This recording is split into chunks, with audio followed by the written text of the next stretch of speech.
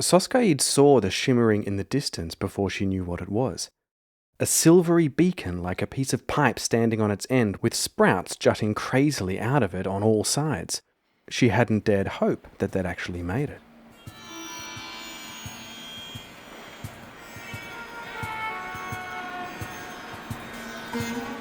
But now she could actually see small figures milling around the surprisingly high walls, and a cart or two passing through the town's gates.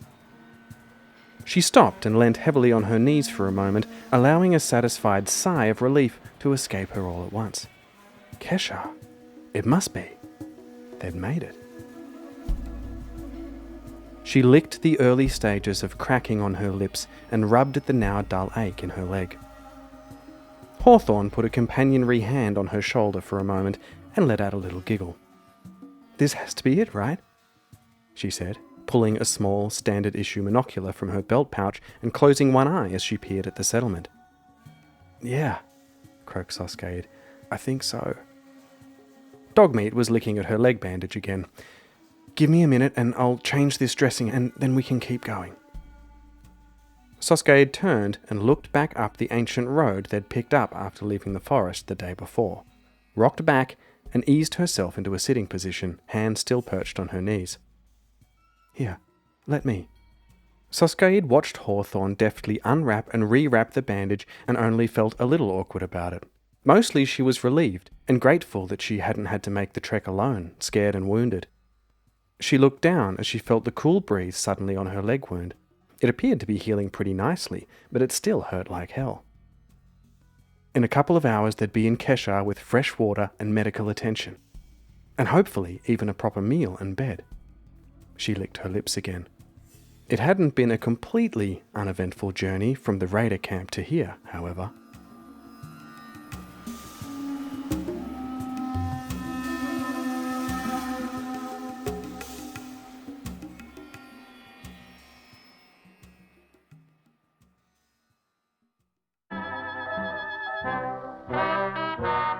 Hello and welcome back to A Wasteland Story. Bruised and battered after a nasty fight in the forest with raiders, Soskaid, Hawthorne and Dogmeat spent some time healing in the clearing before heading off again on the last stretch towards Kesha. Although there was a play session in between leaving the clearing and arriving at the settlement, for the sake of moving the story along, we're going to do a brief little summary here. Ready? The unlikely three made their way out of the forest and continued along until they found a fork in the road, based on the vague landmarks that Mikey, the merchant, had given them. I think that when we did meet that merchant, that he gave us some landmarks. They picked a path with confidence. We need 2 successes. They picked wrong. That is a complete fail. Before they realised it, however, they came across something on the road. So the encounter type is a 20. It's an animosity. This is not good. Nearly tripping over some languishing ghouls, A large pack of feral ghouls. Soskaid managed to spot them just in time, and with the help of some incoming drizzle masking their scent, they got lucky and managed to slip past untorn apart. 3 successes. 12, 11, 7. That is exactly 3 successes. Excellent. Finding a road sign pointing them in the right direction, their peace didn't last long, however, as they stumbled across something else. On the way to camping, we do encounter something else. Coming over a small rise, our little party came across another little party of raiders hassling a small wagon of travellers. And they've been attacked by some raiders. A quick snipe to the face took care of one of them. Take the bastard down. 4, 5, 6, 7, 8. The guy's head just explodes. And Hawthorne managed to scare off the others with a convincing badass impersonation through her Brotherhood megaphone. Raiders, this is the Brotherhood of Steel. Drop your weapons and get out of here and we won't take you all out. That kind of thing. Talking to the grateful travellers, we learned they were bailing Kesha due to the rumours of mutanty troubles in their neighbouring town. So they're getting as far away as they can because they've heard rumours that in Newark now there are super mutants. And we're heading inland towards a settlement unknown to Soskaid called Lake Town. Which is like a settlement that's been built up onto the water of the lake. This may become important later. They also pointed us in the right direction of Kesha and told us a little about what was going on there. We are going to meet Settlement's mayor, Jessie Pettigrew. And that she was looking for some help with problems going on in town. And maybe they can get in by helping that out. And now, ready for the next stage in their adventure, our heroine, her good boy, and their brotherhoody friend arrive at the ghoul settlement of Keshar. What are the troubles that the mayor is having in town? Can we help without getting ourselves killed? What will a ghoul settlement think of a brotherhood member showing up unannounced? And will Soskaid be able to bling out her kit at a workbench to create an even more wickeder raider head-shooting hunting rifle? Let's see.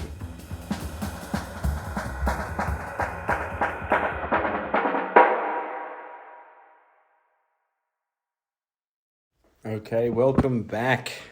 Been hanging out for this one. So last time we made our way to Keshar. We met some settlers on the way and we rescued them from some raiders. They went off out to the east to a place called Lake Town, trying to escape the uncertainty that's going on in the neighboring town. We learned that that the mayor of Keshar is Jessie Pettigrew. They told us that she's likely to maybe help us, but that they're aware that she has issues and she's looking for someone for a job. And that's where I think we're going to try at least the very first part of the first published adventure, which I thought I was going to get to last time and I didn't. Playing published adventures is something of an ongoing hot topic in the solo RPG community. A published adventure, for those who don't know, is basically a pre-written story or quest with an overarching campaign in an RPG. They are documents written specifically for a game master and generally include plot hooks, NPC situations, boss fights, story arc, all that good stuff. They're really cool, but for a lot of solo players they are something of a nebulous proposition. Naturally, we as players want to experience all these fantastic stories, challenges, and plot twists, but it's a tricky thing to do so when taking on both the roles of the player and the game master. Do you read the whole thing, inherently knowing what's going to happen, and then make rolls and things to find out what your characters do? Or do you just try and read little bits at a time, making binding decisions for your PCs as you do, in an attempt to keep some element of surprise for yourself? Now, when I played the session in this episode way back when, it was my very first attempt at playing through one of these published adventures, and like usual, I had no real plan going in and just barreled through, feeling out the advantages and pitfalls as I went along. Since playing this, however, I've learned a few more interesting techniques on how one can approach such a thing, including something called the Deconstruct the Known method by none other than Mythic author Tana Pigeon herself. If you want to hear more about that, Tana and I had a good old chat and even did some actual play together over on the Solo Role Players podcast, so go and check that out if you're interested. And it's something I'm experimenting with at the moment, and something that hopefully you'll be able to hear a bit about soon. Anyway, just a little side note from me. Back to the story. Our trio have just arrived at the gates of the ghoul settlement of Keshar.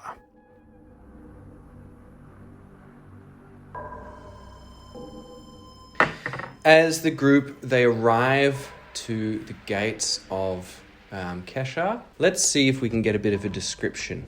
Tired, sore, and just a little giddy, Soskaid and Hawthorne stomped the last 50 metres or so up the little rise upon which Keshar sat. It was surprisingly muddy all of a sudden, and Soskaid's boots began to make a sucking sound and cling to the earth with each step, much to the dismay of her healing leg. Dogmeat didn't mind though. He was zigzagging back and forth, nose to the ground, tail wagging, and already steadily changing colour from his patchy black-blue-grey to a solid brown. Soskaid hauled her good foot out of a particularly sticky patch of clay and onto a slightly firmer patch of grassy mud. It hadn't rained that much, had it? She thought to herself as she arched her shoulders and took in the sight of the curious settlement before her. So it is constructive. The first thing that struck her was just how busy it was. Not the busyness of people milling around like in Newark, but the busyness of a well-organised project. The settlement itself had a relatively small footprint, and it was mostly surrounded by strikingly high metal walls with wire fences perched atop them. The general effect making it look more like some kind of silo than a village. Rather than the thrown-together nature of found sheets of tin and old spring mattresses, like in Newark, these had been more carefully constructed, bolted or even welded together. And some key sections, Soskaid realised, were carefully considered to allow a network of pipes to weave in and out of the walls at various changing heights and angles. "Are you ready to go in?" said Hawthorne, making Soskeid jump. She had been so engrossed in the details of the construction that she was only half aware of her surroundings. Look at how systematic they are, said Soskeid, only vaguely aware of Hawthorne's question. See there? She said. That group raise the new piping with that block and tackle, while they shift the whole system forward, and that group aligns the new pipe into place, all while they are already hauling another piece on the second system. So efficient, she continued in a breathy voice, apparently to herself as much as anyone else. Yeah, cool, replied Hawthorne as she looked over to the main gates. But I'm starting to get the feeling that we aren't that welcome. Okay, so I think it's in the process of being built up, and 59 is an intolerant. Okay. Soskeid broke her attention away from the construction and followed Hawthorne's gaze.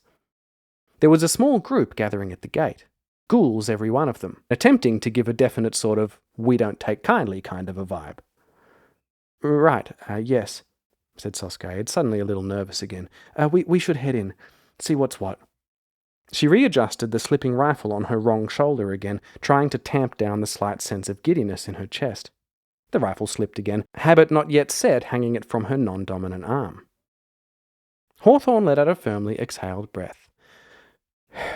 Okay, she said, and patted Dogmeat on the head as he bounded past, somehow twice as filthy as he had been a few seconds earlier, and trudged up the hill after Soskeid. So I think what this is it is a booming little ghoul community, and the intolerance is intolerance towards the Brotherhood of Steel. This could be an issue because we have an obvious Brotherhood member with us. But they did give us a name, and their name, so that we can say we helped them on the road. So I think we come into... Now, they're intolerant, but they're not violent. They're not going to start shooting at us or anything straight away. But I say we come up, and first we're going to ask, is the city... Are the gates just open, or do we need to talk our way in somehow? So this is a trading community. I think it's likely that they're open. So that's 75%. Are the gates open? Yes, they are. Soskeid found a sudden, unexpected feeling of relative confidence pushing down on her nerves as she walked as non-threateningly as possible up to the gates of the city and to the small ghoul crowd. What was in those pain meds Hawthorne had been giving her? She thought for a moment before realizing that she really didn't care. She felt good. Really good. The aches of her reset arm and healing leg had become a mere flattened niggle riding low in her awareness. Hawthorne stayed a little way back, and Soskeid came to a halt in front of the most earnestly cross-armed ghoul. He was doing his level best to look highly serious, even though Dogmeat was enthusiastically licking his toe through his tattered sandals. It clearly tickled, but he was apparently determined to stand his ground, even if he was taking it a little too literally. I'm going to ask if we get stopped by any local law enforcement or something like that. I think it is... We'll call it 50-50. Do we get stopped by any local authorities? 55. Interesting. So we don't get stopped, but we get a random event with a focus of move away from a thread. A little of Soskeid's confidence seemed to leave her as she tried to form some actual words for the stranger. Hi, she said eventually. The ghoul held onto his ground even more firmly and tried with seemingly great effort to further narrow his already narrowed eyes. After a few moments he rasped, "And what's your business here?" At this he had seemingly worn himself out a little and deflated slightly, job being done. He absent-mindedly patted Dogmeat, who was now trying industriously to take one of the ghoul's toes and go bury it somewhere. "We heard that Jesse Pettigrew was looking for some helpers." The ghoul nodded slightly, clearly relieved that he could relax a bit now that the show was rolling. "Okay, but she stays outside." He nodded over Soskeid's shoulder with a rise of the chin to the uncomfortable-looking Hawthorne, without breaking Soskeid's gaze. "But you can come in, and Teresa here will take you to meet the mayor." He motioned to a petite woman wearing a once fancy, very once, noted Soskeid involuntarily, dress that in its current state of stains and tears wouldn't have been out of place in an old horror movie. "Please, call me Daisy," the ghoul said with bright eyes. Daisy curtsied surprisingly deftly, dipping her head forward as she did. Soskeid saw a long-deceased flower protruding over her ear, stapled through the stem directly to her head. "Pleased to make your acquaintance," the small ghoul said, beaming up at Soskade, with slightly more visible teeth than should be the case thanks to a generous tear in her cheek. You too. That's a very pretty flower. Soskade bobbed her own head awkwardly as Daisy beamed. At that moment, some of the crowd began to part. I don't know how we move away from it. Ambiguous event. The adventure has slowed. You're ready for a mystery to pursue. So I think the ambiguous event is going to be that straight away, the mayor herself comes up to us. And you must be the Wastelander, said a figure stepping through the still-building crowd to stand before the new arrivals. The mayor looked hard at Soskade for a moment, and then looked down at Dogmeat, who was loyally, for once, sitting by her side. He tilted his head slightly. The mayor looked Soskade up and down once more, and raised a loosely bandaged hand. Jessie, she said. Jessie Pettigrew. She is not a ghoul, but she is a defender of the ghoul. So she comes up to us, and she is an independent type and a collector type. She says, look, you're not easily going to be welcomed here, but we do need help, and at the moment we'll take any help that we can get. Soskade shook the hand gingerly before withdrawing, catching it on the mare's bandage as she did so a little too quickly. Damn it, why was she so awkward around people? She cursed herself, words now tangled up in the back of her mouth. After an awkward moment, Dogmeat stretched out on his back legs a little and gave the mare's still extended hand a lick. She smiled. Soskiad, I presume, continued the mare before Soskade had managed to organise her introductory words in her mouth. She nodded before stopping, biting her lip for a second and saying, well, Soskaid actually, but it's okay. People always get it wrong. And then she realised, wait, how did you know my name? Are they so intolerant that they won't even trade with us or let us use their resources? I think it's unlikely because they are a trading village. If they didn't trade with whoever they could, they wouldn't be growing so well. So it's unlikely. No, they're not so intolerant that they won't trade with us. I'm going to say, though, that all the prices are higher.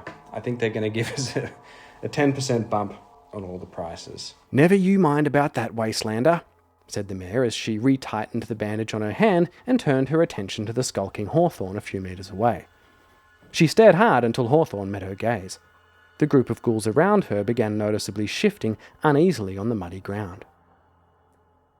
You're one of the group that passed through a few weeks ago, she said, feelings on the matter impossible to read. With Captain Marcus Miller, wasn't it? Hawthorn nodded and looked down. Dead? Continued the mayor. Hawthorn nodded again. Shame, she said. Not many allies in the Brotherhood for a ghoul community, even within your little group, if I remember correctly. Oh well, come in, don't pull any shit and you'll probably be okay. Follow me, there's something I want to talk to you about. Soskade raised a slight eyebrow to Hawthorn, who was looking relieved and returned the eyebrow with a nod. They both resettled their packs on their shoulders and followed the mare through the crowd and through the city gates. Dogmeat bounding ahead in front of them and immediately starting wrestling with some ghoul children who started giggling wildly. We had a minor quest, which was visit Keshar, which we did, and a minor quest at level 3 is going to give us 120 experience points. Well, that's nice, isn't it? So that takes us to 399.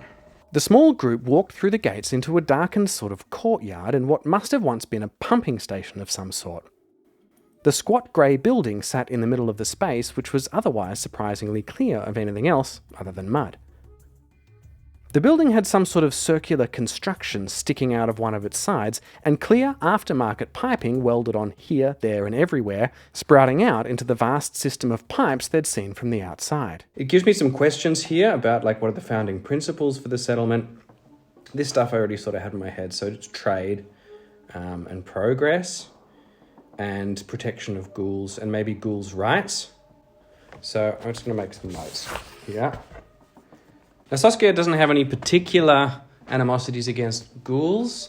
She doesn't have any animosities against anyone. Her relationship with the Brotherhood of Steel is somewhat complicated, but, and I'm not sure, that's going to come out when we have a flashback, but maybe. I think in my head at the moment, her dad was an ex-Brotherhood of Steel member from somewhere down the very south of where we are now, where Fallout 2 takes place, and he married an ex-Vault dweller from Vault 8.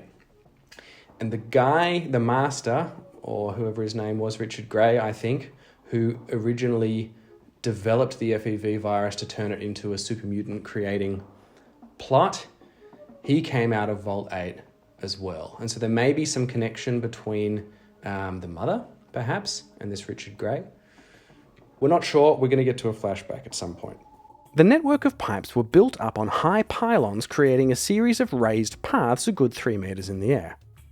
"This way," said the mayor as she pulled herself up some rungs that had been welded onto one of the lower hanging pipes. There was a sudden shower of mud as Dogmeat shook himself off and sat looking up at the climbing mare, head tilted once more. Soskade wiped a chunk of mud from her cheek, said, "Stay there, boy," and pulled herself up onto the handholds of the pipe, climbing one rung at a time until she reached the top. The mare's extended hand was waiting there for her. It also asks us, what goods does it produce? Okay.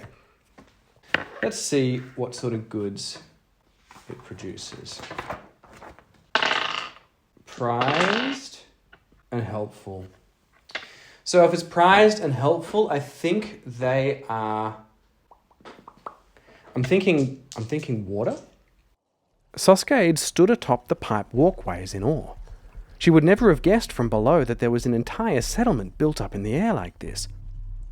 The pipes here had been decked with planks of wood in a secure and practical, if not necessarily aesthetically pleasing way, to form a web of walkways suspended above the muddy ground below. There were multiple layers of these paths, and built into the external walls, Soskade noticed, were the shops and residences of Keshar. "Wow," she said under her breath. "I know, right?" said Jessie Pettigrew. "It's been a big job, if I may say so myself, which of course I may," she continued, wiping her brow with her forearm, only achieving to rearrange some of the mud and grease there. "What was it?" It's got to be water. Let's look at the maps here, see if there's a water source around. Okay, so running straight. The problem is, I'm thinking that maybe they're getting radiated water and purifying it. But that doesn't make a lot of sense if they're mostly ghouls, because the ghouls can just drink any water and they don't get radiated.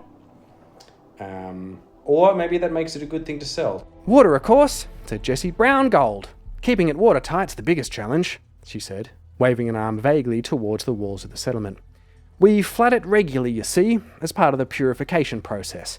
The groundwater gets pumped up from deep down into the reservoir, we let it settle, and then pump it through our filters in there," she indicated to the squat building in the centre, "and then up through the network for distribution."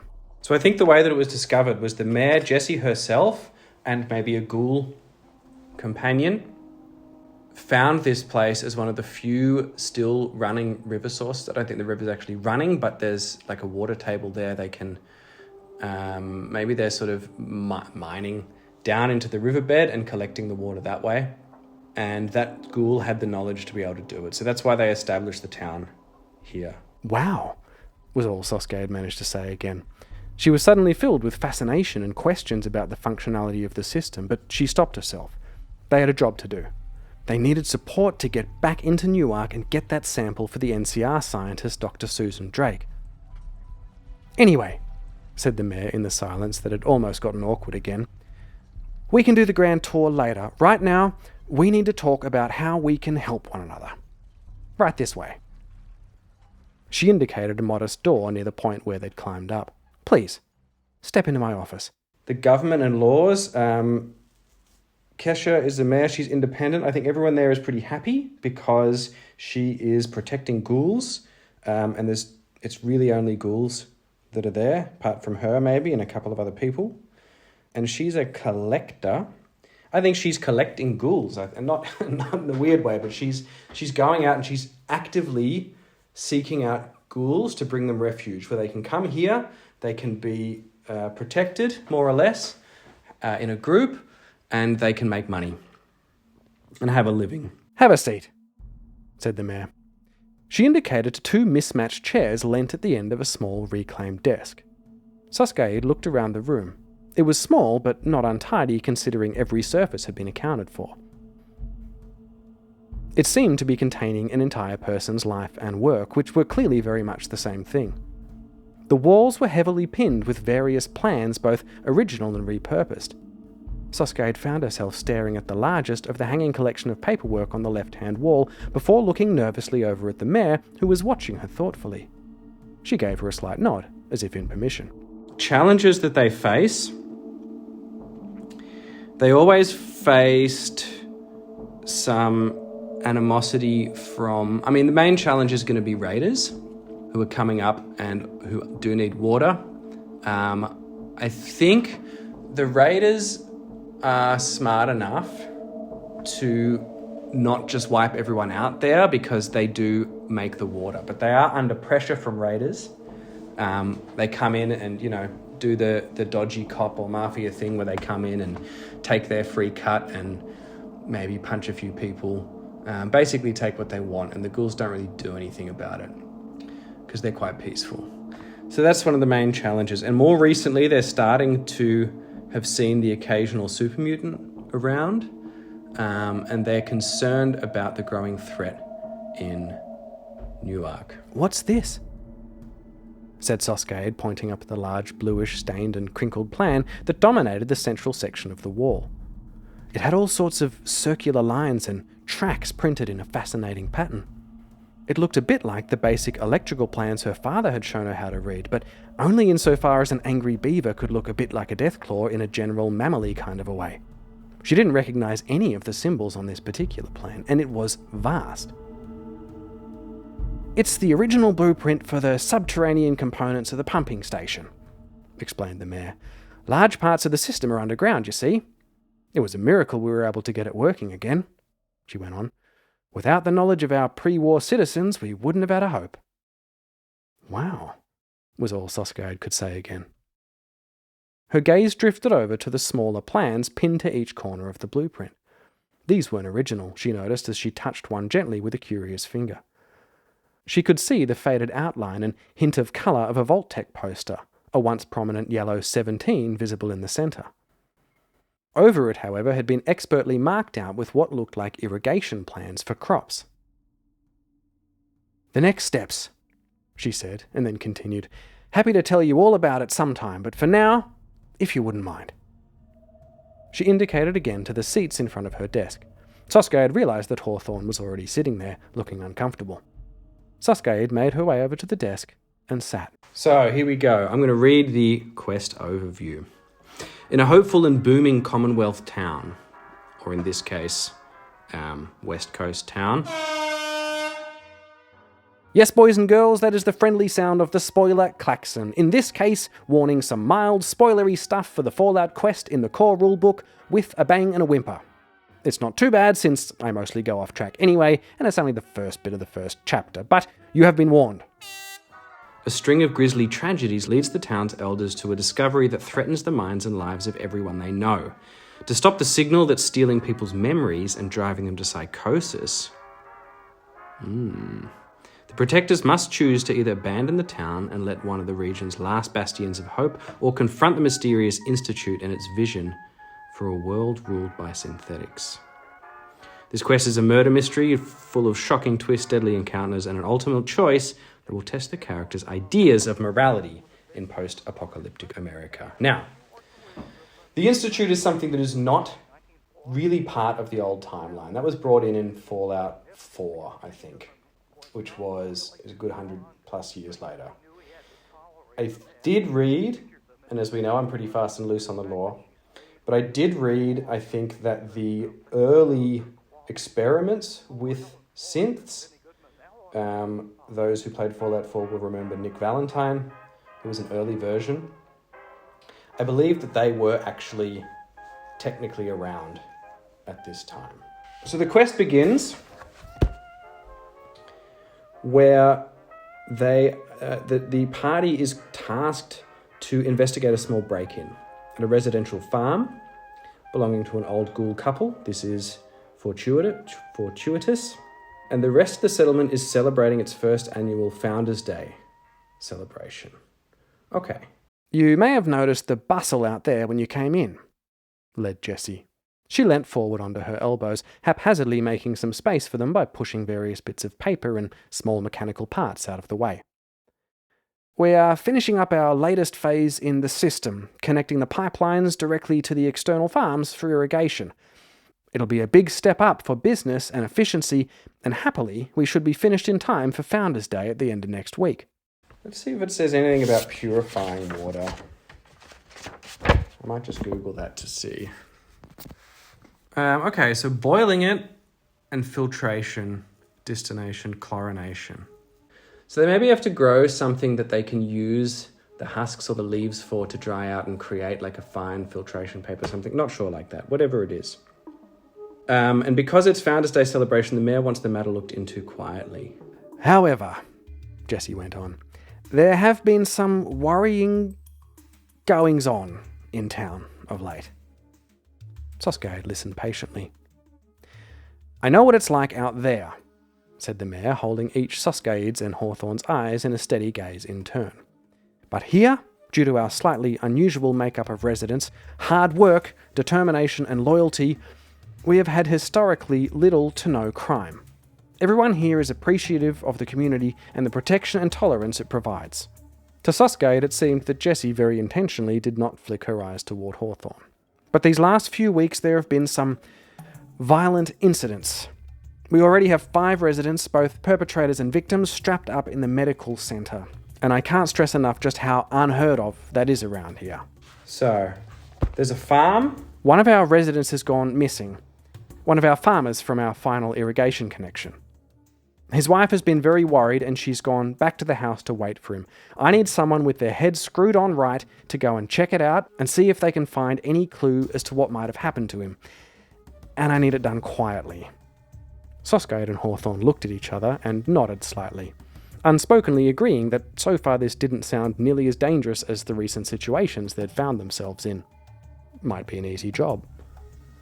Why do you need it done quietly? Hawthorne asked. The biggest fear in a community like this, you see, is that of residents going feral. So basically in Fallout there are 2 types of ghouls. There are people who survived and were transformed. Maybe they survived because they were transformed by the radiation. And they basically don't have they live indefinitely.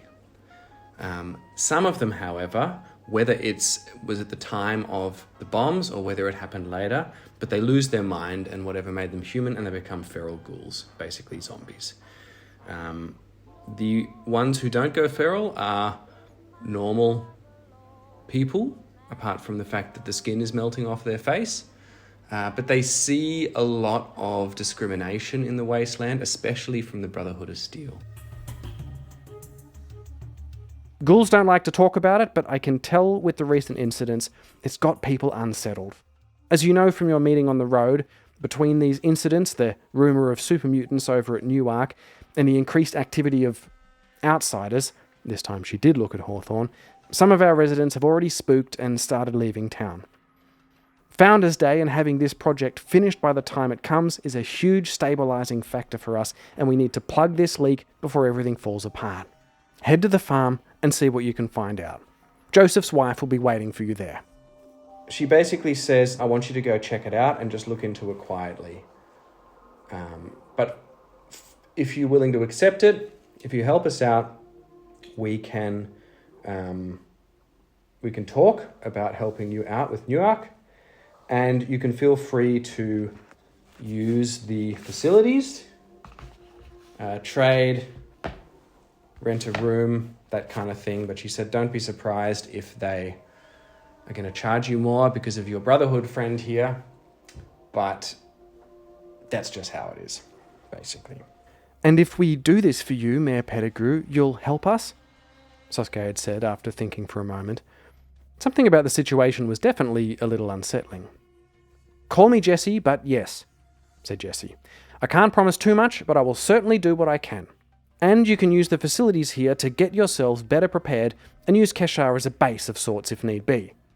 Speaking of being prepared, you should probably go and talk to Mikey. Sosgade sat up, an unexpected little flutter rising in her chest. The merchant? She said. He made it here? One more question is, we ran into a guy, Mikey, who was on his way here to set up a trade station. Did he make it? I think it's likely he made it. Yeah, 13.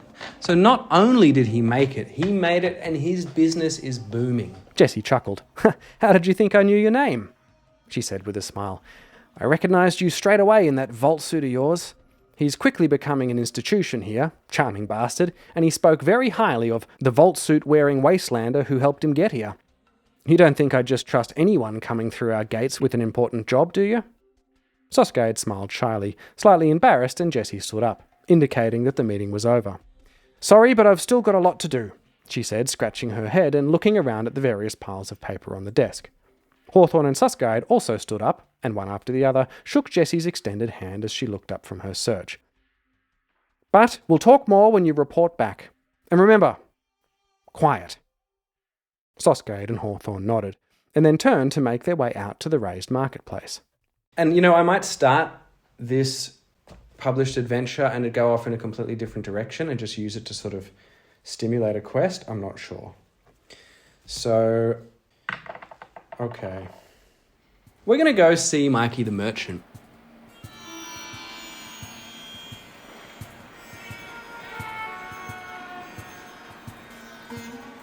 Soskade and Hawthorne stepped out into the pipe-raised marketplace of Kesha and took it all in. From this angle they could better see how the village was laid out. A central solid platform was built into the top of the pumping station with only the upper floor windows peeking out. The walkways and platforms were made from a surprising amount of wood, more than Soskade had ever seen in one place. Hawthorne must have noticed her staring. Cutting down trees and shaping timber for construction like this is a very old-world technique, she said. Before concrete, it was the main resource for construction. Soskade knelt and fingered the wooden planks of the walkway beneath them. Indeed, these pieces of wood appeared to have been all cut identically and exactly to size to fit snugly over the row of pipes underneath. It's not that she hadn't seen wood used in construction. She'd seen plenty. They'd used it themselves in the village, but it was always just repurposing found planks and fitting them in as best they could. This was something else, she realised as she saw the way the timber planks had been joined through clever and precise cuts and shaping rather than screws, wire, rope and nails. Mikey was inspired when he met us. I think that we were surviving out on our own and he heard our stories of, survival or whatever. And he knew, he could tell that it was getting a bigger and bigger target, Keshar was, and so he wanted to help build some defense and stuff as well. So I think he's helping with, doing trade with weapons. And the bigger the threat gets, this is why it's booming, the bigger the threat gets from both the raiders coming and pushing them around and also the super mutants being a more and more common sight, the more people want to defend themselves. And so people are starting to buy guns and build up the defences. Soskade and Hawthorne made their way to the central platform and realised that it alone didn't represent the town's marketplace, but rather served as an outskirt, an entrance into the upper floor of the pump station offices. They climbed inside through one of the open windows, trying to ignore the sceptical glances being thrown their way, and looked around at the buzzing space within. Soskade heard a hearty and familiar voice float over the hubbub. Well, well, would ya look who it is? So we meet Mikey and he's like, wow, I can't believe you made it. I can't believe you came to visit. So great to see you here. I've been hearing whisperings about how you helped out our mates who decided to leave. Can't say I blame them, but I've got too much going on here to give that up. But please, anything you need, I'd be happy to help. Amongst the buzz and bustle of the indoor section of the marketplace beamed a familiar face. Mikey was standing behind a U-shaped bar set in front of the entrance to one of the building's offices. A hastily painted sign hung almost straight from its face. Mikey's Bar and Bench, for tinkerin' and drinkerin', it proudly declared, clearly pleased with itself. If it isn't the Wastelander. Soskade felt a little bubble of warmth crest as she looked upon the deformed but friendly face. Good to see you, said Soskade, trying and failing to hide her smile. So, it looks like you've gotten things set up pretty nicely here. She continued looking around at the arguably inadvisable combination of strong liquor and sharp tools scattered across the bar. Soskade pulled her hunting rifle off her shoulder and lay it down amongst the debris. Small talk from the both of them was quickly side-benched in lieu of the more important topic of tinkerin'. Soskade said, "You got a weapons workbench in there?" Mikey ran a bubbly hand over the matte barrel and carved stock of the hunting rifle. He smiled, if possible with an even glintier glint in his eye than normal. "I do have something I need to do," muttered Soskade, correctly interpreting Mikey's glint, "but I guess it can wait just a little bit." So the first thing we're going to do is we're going to do some weapon mods.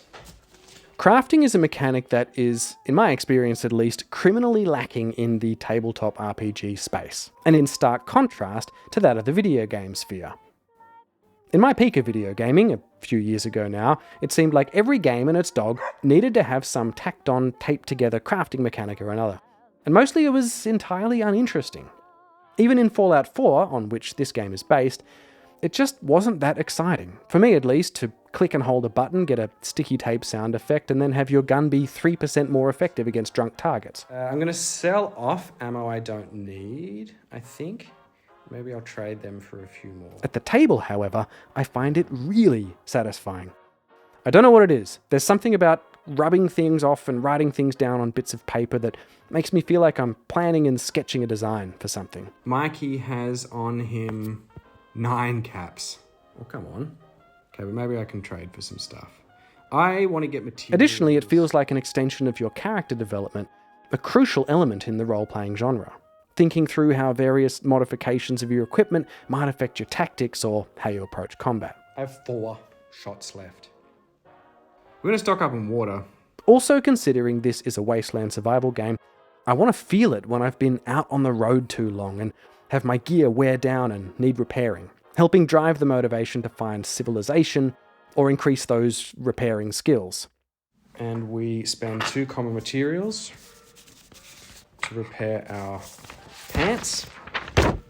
I even doubled down on this idea by spontaneously introducing a house rule that I still use. I think I'm house ruling this, but what I'm going to do is they have, if an attack goes over, like goes through the defense, you get a mark on it. And if you have equal number of marks to the defense, it's useless until it gets repaired. And although the crafting rules in the core game of Fallout 2D20 are reasonably abstracted, i.e. everything just gets broken down into common, uncommon, or rare materials, this is something that does get expanded later on with some of the supplements, which I do get even deeper into in later episodes. Now, really what I'm interested in is modifying my equipment. Okay, so he does have a gun table. I want to see if he has an armor workbench as well. 50-50. Does he have an armor workbench? Yes, he does. Excellent. Okay. I spent a glorious amount of time fiddling with my armor and weapons, but I'll spare you the shoegazing. If that is the kind of thing you would like to hear, however, keep your ear out on this channel for a way that might soon become possible for you to do so in the not too distant future. Anyway, long story short, I made my guns cooler. Oh yeah. And we have a powerful long hunting rifle, which is +2. Oh man, that's massive. 8 dice for that. And piercing. But not good up close. But I do like the sniper stuff that's happening here. Now let's look at reflexes. So reflex sight means we can reroll a hit location.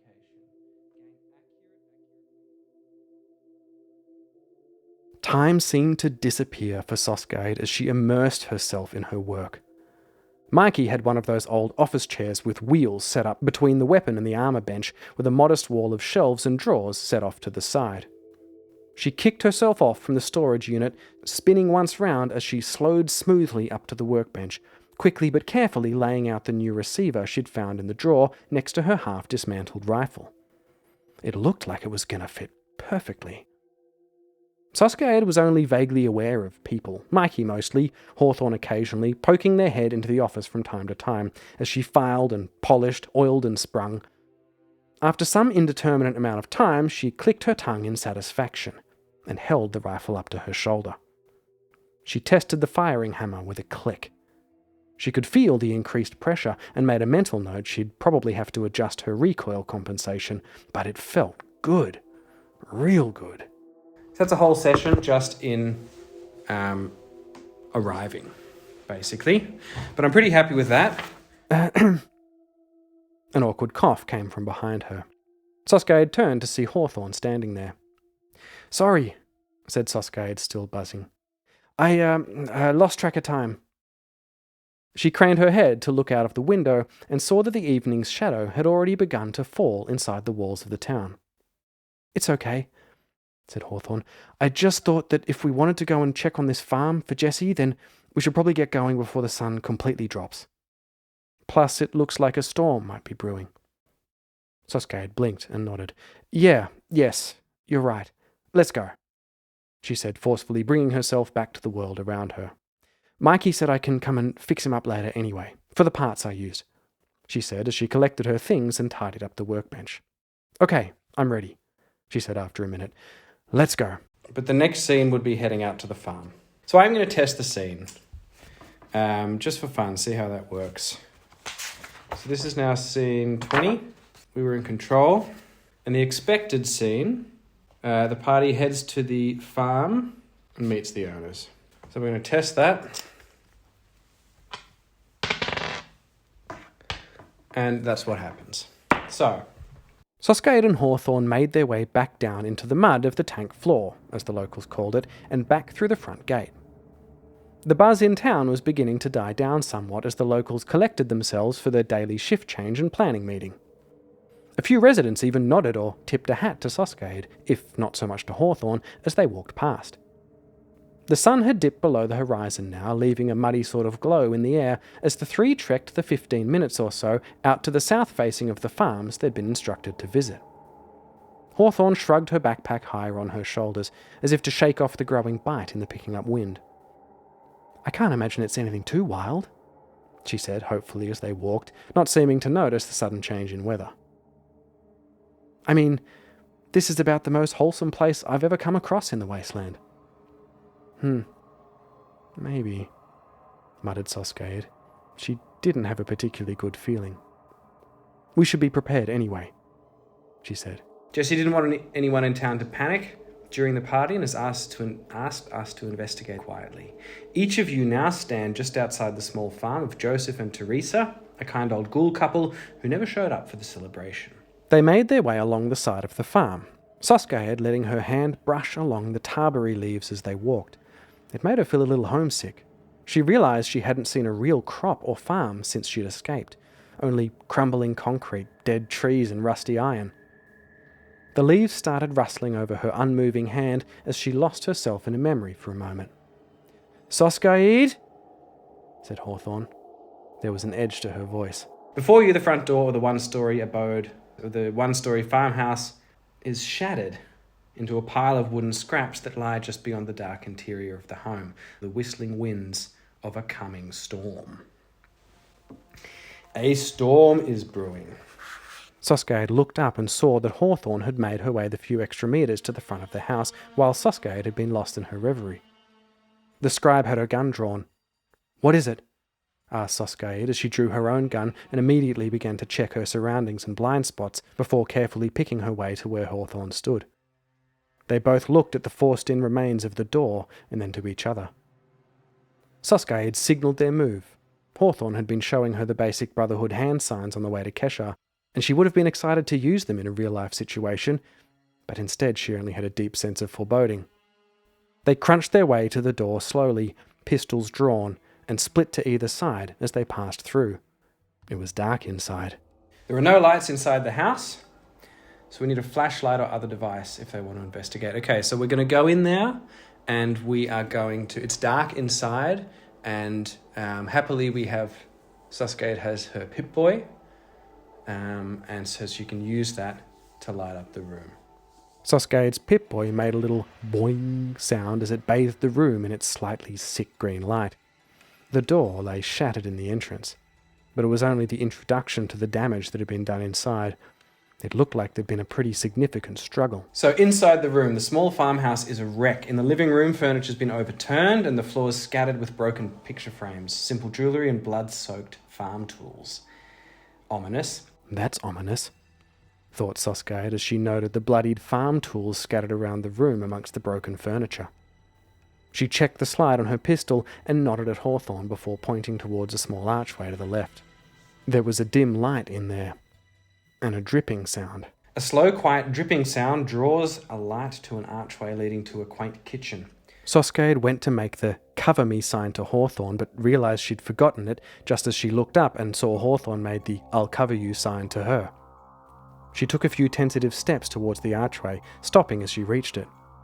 The green light of her Pip-Boy illuminated something sticky on the floor on the other side. Blood.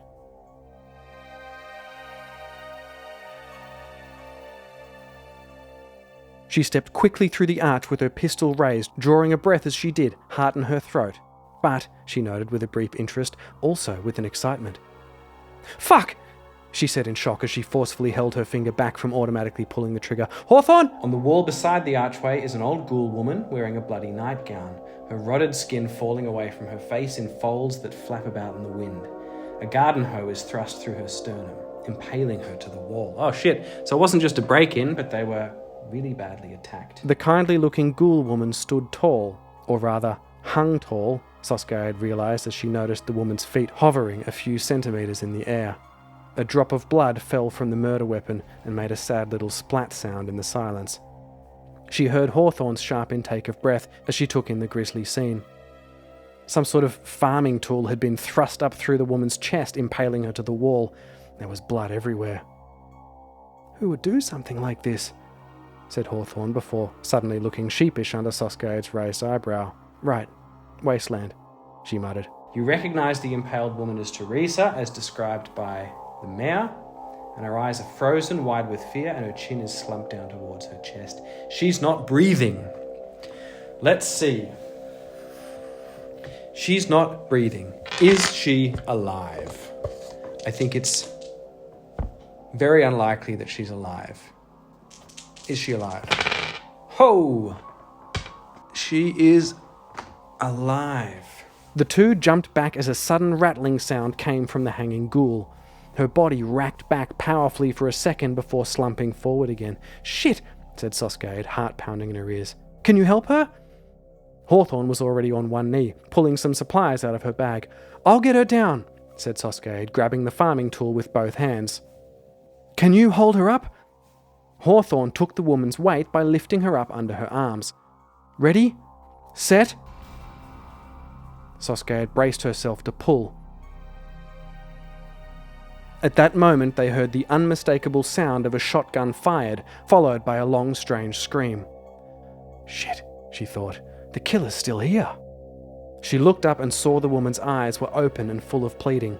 She gurgled and shakily raised an arm, and then a finger pointing over Soskaid's shoulder. Soskaid's head stopped mid-turn as she noticed the stapled flower to the woman's head. Her stomach plummeted at the sudden realization. "This is my fault," she thought, and then she turned to look over her shoulder.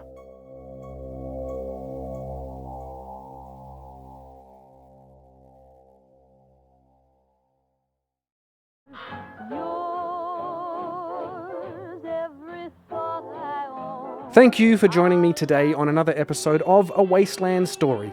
If you're enjoying this show and aren't too busy killing mole rats in the cellar at the moment, then a rate or review would be much appreciated. You could also make a post about it somewhere or recommend it to your mum if you've got one of those really cool mums who love zombies and violence and the end of the world kind of stuff. I am all too aware that these shows are, well, pretty spaced out, but I don't apologise for it. Good stuff takes time to brew. However, I'm not heartless and I do understand. For one thing, I'm currently working on some more related Fallout content in the background, with the goal of being able to offer you Kinos out there more regular wastelandy goodness in the same radiated sandpit story that we're currently in. But I don't want to announce anything official just yet until I have enough of a backlog logged up so that I can stick to my regularity promise. But keep an ear out. In the meantime, for more solo roleplay content in general, you can check out my other show, the Solo Roleplayers podcast, which has actual plays and interviews from a bunch of games. I'm also really proud to announce a joint project that we've just launched called the Solo Roleplayers Podcast Network, where I've teamed up with a heap of excellent content creators to put together a one-stop shop website of the best solo roleplay audio content on the internet, all in one place. So head over to soloroleplayersnetwork.com and discover a new show to love. There's some really fantastic stuff over there, and more members are joining all the time. As always, you can contact me directly on A Wasteland Story podcast at gmail.com, or leave a message on a green glowing terminal in the hope that I'll stumble across it in the inevitable apocalypse. Join us next time on the show as we sort of continue playing this Fallout published adventure and see how it all ties together. But until then, watch the skies, trust no one, and if you hear ka-chunk, run. Bye!